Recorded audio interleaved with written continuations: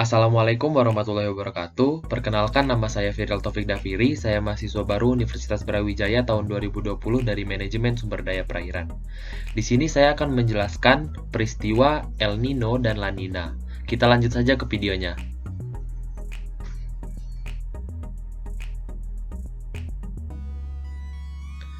Langsung saja kita ke pembahasan yang pertama, yaitu El Nino.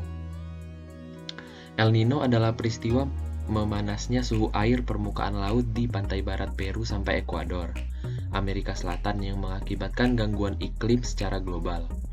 Biasanya, suhu air permukaan laut di daerah tersebut dingin karena adanya upwelling. Upwelling adalah arus dari dasar laut menuju permukaan. Menurut bahasa setempat atau yang di sini adalah bahasa Spanyol, El Nino berarti bayi laki-laki karena munculnya di sekitar hari Natal atau akhir Desember. Di Indonesia sendiri, angin muson yang datang dari Asia dan membawa banyak uap air, sebagian besar juga berbelok menuju daerah tekanan rendah di pantai barat Peru sampai Ekuador.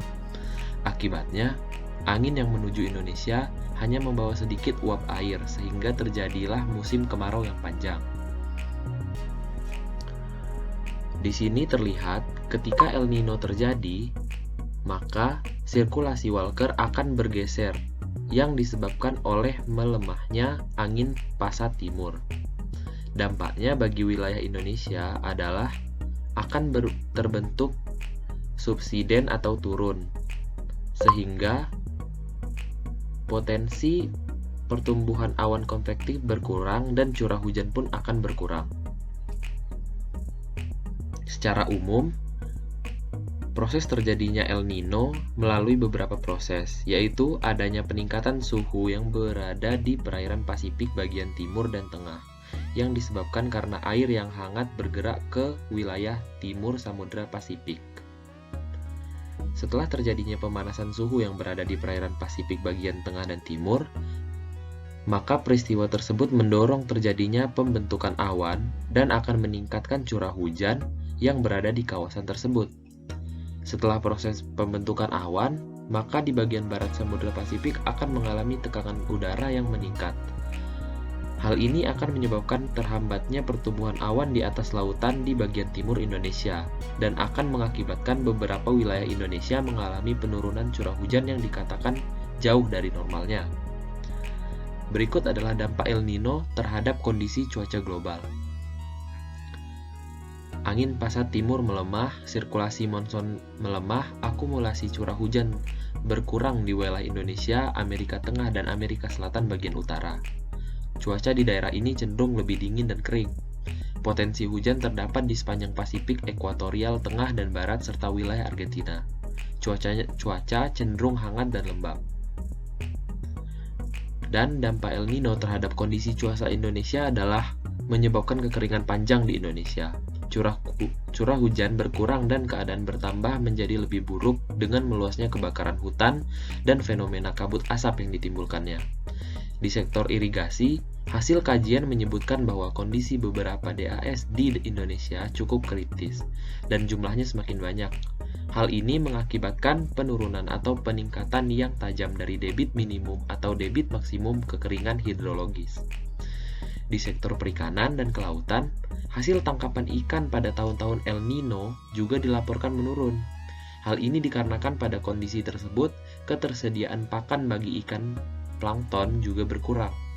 Selain itu, banyak terumbu karang yang mengalami keputihan, akibat terbatasnya alga yang merupakan sumber makanan dari terumbu karang, karena tidak mampu beradaptasi dengan peningkatan suhu air.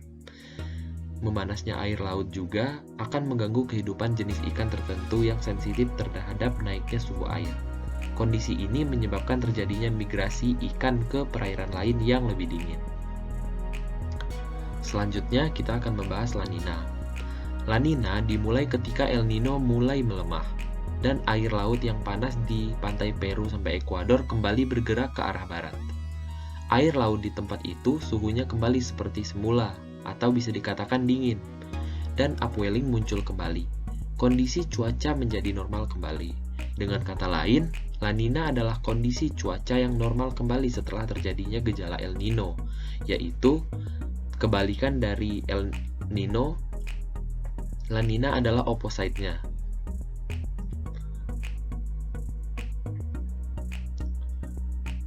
Ketika La Nina terjadi, sirkulasi Walker akan berbanding terbalik dengan keadaan El Nino yang menyebabkan potensi pertumbuhan awan konvektif meningkat dan berpengaruh terhadap curah hujan yang tinggi.